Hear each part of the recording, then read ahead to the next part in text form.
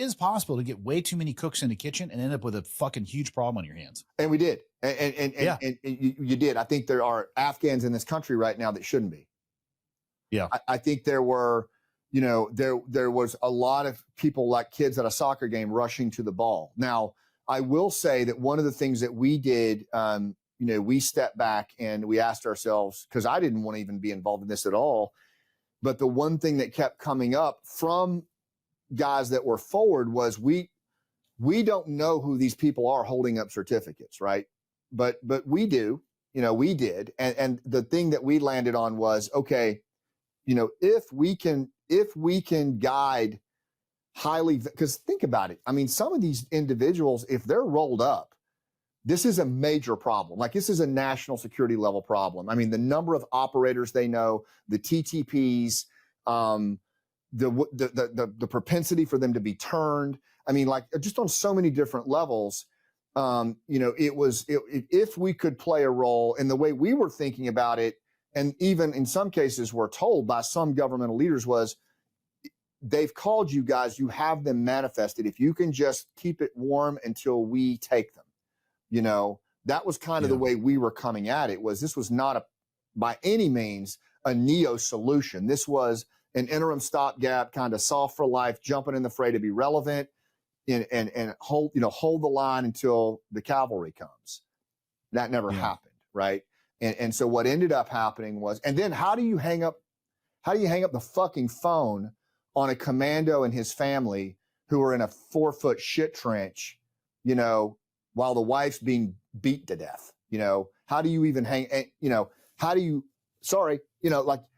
that was where a lot of our guys were. They didn't know how to disengage. And so it became, but the overarching premise was, what was our value proposition? It was, we knew who these individuals were.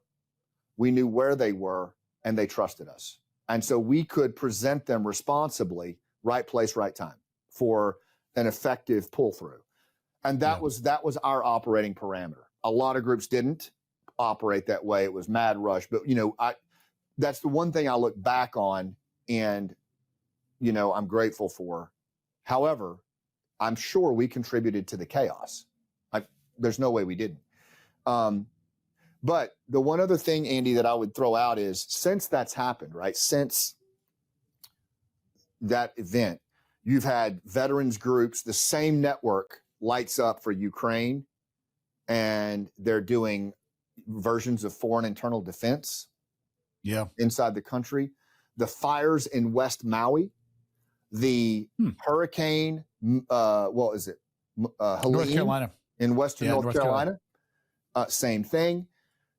And most recently, you've got Afghan or U.S. GWAT veterans and intelligence analysts who are now talking to all these abandoned intel assets, who might be getting intel data that is as good as anything the three-letter agencies are getting, because these assets were abandoned and they still have access and placement. But it is happening completely outside of IC channels. It's a mess. It's a hot mess.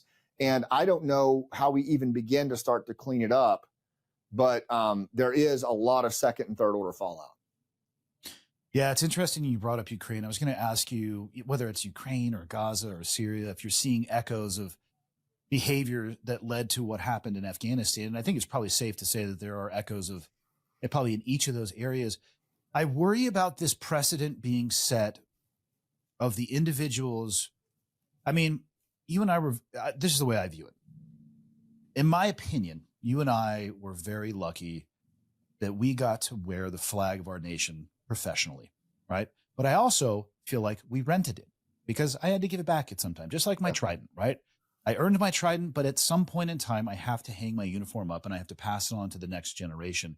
And that next generation falls, of course, under the DoD pipeline and reports to the government, all those things.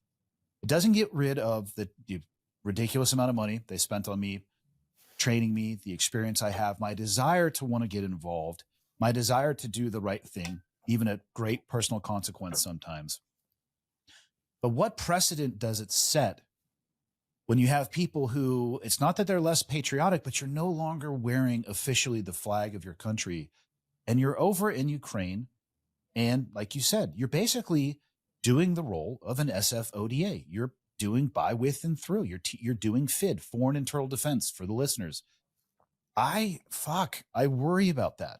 Yeah. Because, I mean, I would love to believe that everybody has an incredibly oriented moral compass and they're doing things for the right reason. I've done enough laps around the sun at this point to know that that's not true. It's just not. As much as I want to believe that, it's these NGOs, they're more maneuverable. They can move quicker than the government. But does that mean that they should?